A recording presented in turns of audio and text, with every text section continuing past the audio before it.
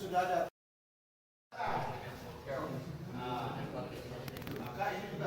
Hanya di bawahnya saja, Pak. Masjid, kecamatan, mungkin kampung, kabupaten, kota. Langsung.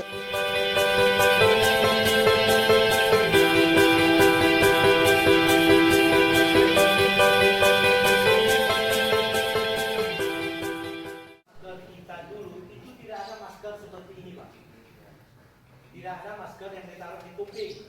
Semua masker diikat ke belakang.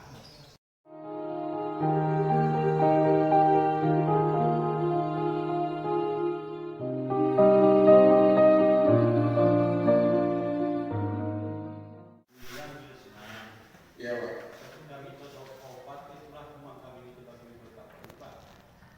Jadi disesuaikan mungkin, Pak. Di kantornya di kampung 1 dan